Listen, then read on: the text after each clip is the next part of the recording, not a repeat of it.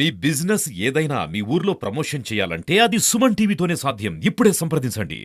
ఇంత పెద్ద అవకాశం ఇచ్చారు. మనమైతే అసలు క్వాలిఫై కాదు ఎమ్మెల్యేకి, కానీ ఆయన మనల్ని నమ్మి ఇంత పెద్ద బాధ్యత నా మీద పెట్టారు. దాని అనుగుణంగా ప్రతి కార్యకర్త కూడా చాలా కష్టపడి పనిచేసి మీరందరూ కూడా ఒక సొంత బిడ్డలా పనిచేశారు. నా విజయం కోసం 15 సంవత్సరాల తర్వాత మన రంపచోడ నియోజకవర్గం తెలుగుదేశం జెండా ఎగరవేయడం అంటే మామూలు విషయం కాదు. ఇదంతా కేవలం మీ అందరి వల్ల జరిగింది. మీ అందరి మీద నేను మర్చిపోలేను.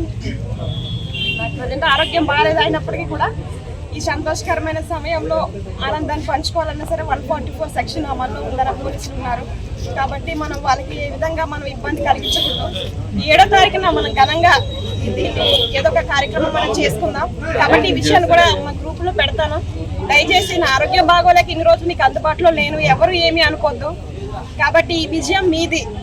నేను కేవలం మన సమస్యలు, మన ఇబ్బందులు, మన ప్రాంతం డెవలప్మెంట్ కోసం పనిచేయాలని మనస్ఫూర్తిగా కోరుకుంటున్నాను. ఆ విధంగానే పనిచేస్తాను. ఇలా జరగాలంటే మీ అందరి సహాయ సహకారాలు ఉండాలి. కాబట్టి మనం ఇప్పటి వరకు చాలా మంది మీడియా వాళ్ళని, పోలీసు వాళ్ళని, కార్యకర్తలని, ఎంప్లాయీస్ అని ప్రతి ఒక్కరు కూడా చాలా చాలా చాలా చాలా మంచిగా సపోర్ట్ చేసి నన్ను గెలిపించారు. నిజంగా అందరికీ పేరు పేరున నా యొక్క పాదాభివందనాలు తెలియజేస్తా ఉన్నాను. కాబట్టి మీరందరూ కూడా సహనం పాటించి 7వ తారీఖు వరకు మీరందరూ వేచి చూడాలి. సమయం సందర్భం చెప్తాను, అప్పుడు మనం గట్టిగా పెద్ద పార్టీ చేసుకుందాం.